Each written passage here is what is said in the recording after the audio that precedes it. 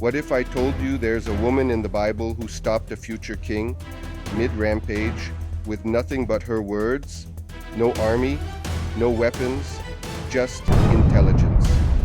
Here's a twist you might not expect. She daringly defied her husband, boldly insulted him in David's presence, and then, with a mix of audacity and hope, implored David, "When the Lord bestows his blessings upon you, please remember me," even as he stood poised to bring ruin upon her family. Is she hinting or giving signs that she is willing to be David's wife while she is still married? Today we're talking about Abigail, the woman who made David stop and listen when literally no one else could. And trust me, this story gets messy. These are the types of content I create. If you're interested, be sure to subscribe so you don't miss upcoming videos. Let's set the scene. There's some heavy news. The prophet Samuel has just died. All of Israel is mourning. And David, he's in the wilderness, still running from King Saul, still waiting for God's promise to make him king actually to happen. Now there's this incredibly wealthy man named Nabal. The guy owns 3,000 sheep and 1,000 goats. He's loaded. He's having a massive sheep shearing party, which back then was basically like throwing a festival. Think food, wine, celebration. His name was Nabal, and his wife's name was Abigail. She was an intelligent and beautiful woman, but her husband was a mean and bad-tempered man. Meaning she's drop-dead gorgeous with a killer mind in one package, baby. But her husband was a straight-up jerk in every situation. Okay, pause. Did you catch that? The Bible explicitly describes Abigail as intelligent, highlighting her wisdom and discernment. Not faithful, not virtuous. Intelligent. That detail matters. Hold on to it. Now Nabal, his name literally means fool, and apparently he lived up to it. For sure, your whole body will tremble, your brain will explode, and you will definitely be blown away if you learn that this happened when David started running from Saul. After defeating Goliath, the women sang, "Saul has killed thousands, David tens of thousands," sparking Saul's jealousy. The escalation, Saul throws spear at David twice. Later, another spear attack. Final attack, Saul sends assassins to David's house to kill him. The escape, Michal, his first wife, and the daughter of King Saul, helps him escape through a window, officially making him a fugitive. The flight. He bounces from prophets to priests, from caves to enemy cities, as if Saul has a tracker on him.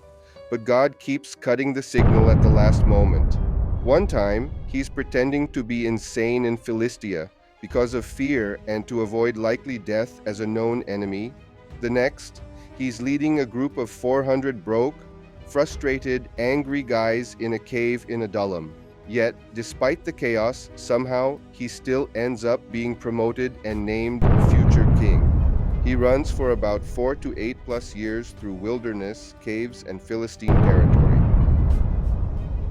The prophet Samuel was like the director who cast the lead, launched the trailer, and hyped the movie, but died before opening night and never saw David actually take the throne in the full feature. David met Abigail during this fugitive period, while Saul was still hunting him. By then, Saul had already given Michal to another man. Bottom line, one song triggered a long manhunt that lasted for several years. You may be missing out on good stories you didn't know you needed. You need good content, but you're not sure where to find it. Your time is gold. Do you want to waste it? If you don't listen to us, you won't have anything to impress your friends with at your next gathering. The playful banter that got an attitude. David and his men have been camping near Nabal's shepherds for weeks. They've been protecting them, like a human security fence. No sheep stolen, nobody harmed, just an army doing their thing. So when David hears about Nabal's big party, he sends 10 young men with a polite message, like the ultimate polite side hustle boss dropping a friendly, Yo, Nabal vibe. David sending good vibes to you and to your crew. Heard you're shearing those sheep. Your shepherds crashed with us in Carmel, and we treated them like VIPs. Zero drama, zero theft, total chill. Ask them yourself. They'll tell you. It's feast day, boss. Can you hook us up with whatever you got for your boys and your boy David? We're fam. It's not a demand, it's a request. David's basically saying, hey boss, heard you have a party there and having a good time. Can you spare some food for a good neighbor? And Nabal, rude as he is, he said, who is David? Who is the son of Jesse? Many servants are breaking away from their masters these days. Why should I take my bread and water and the meat I have slaughtered for my shearers and give it to men coming from who knows where? Ouch! Nabal just called God's future an anointed king.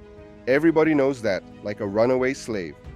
He insulted David, dismissed his men, and showed zero civility, no social graces, true or not, for the greetings they've shown. He insulted David right in front of his own men.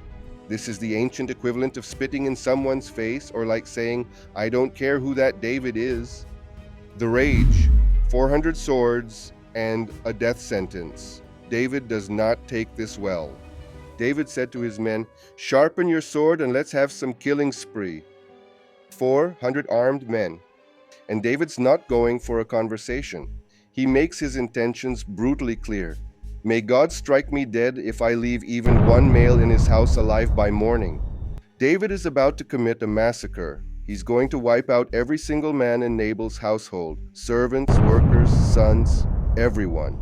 This is David at his worst, angry, impulsive, and about to do something not good. Sound familiar? Because this is the same David who killed Goliath, who won many battles, some of which were massacres. This is the same David who killed 200 Philistines and took their foreskins as a dowry to King Saul just to win Michal to be his wife. This is a pattern. This man is known. He's got an army. This man earned his own respect. And nobody is stepping in to stop him, except one person. But here's what nobody talks about. The intervention. One woman versus 400 swords. Here's where Abigail enters the story, and it's cinematic. One of Nabal's servants runs to her in a panic and desperation. David sent a super polite "Hey man" from the wilderness, and our boss responded with pure trash talk. The guys treated us great, but now doom is hanging over this whole house, and our master is so toxic, nobody can tell him anything. Nabal is so rude, so unapproachable that even his own servants are terrified. And now they're looking at Abigail like, you're the only one who can fix this. So what does she do? Abigail acted quickly. No hesitation, no waiting for permission. She gathers bread, wine, dressed sheep, grain, raisins, fig cake galore, basically a feast enough carbs to calm an army and David's temper. Abigail basically shows up with the ancient version of a Costco truck. And here's the part that would get her killed in that culture. She doesn't tell her husband. She goes behind Nabal's back, takes his wealth, and rides out to meet the man who's coming to slaughter them all. There are those who believe in every whisper, and there are those who don't seem to bother much. The question is, what can we gain from this? The speech, when words stop an army. When Abigail saw David, she quickly got off her donkey and bowed down before David with her face to the ground. Total humility. But then she opens her mouth, and what comes out is one of the most brilliant speeches in the Bible. She starts with, "Pardon your servant, my lord, and let me speak to you. Hear what your servant has to say. Please pay no attention, my lord, to that wicked man Nabal. He is just like his name. His name means fool, and folly goes with him."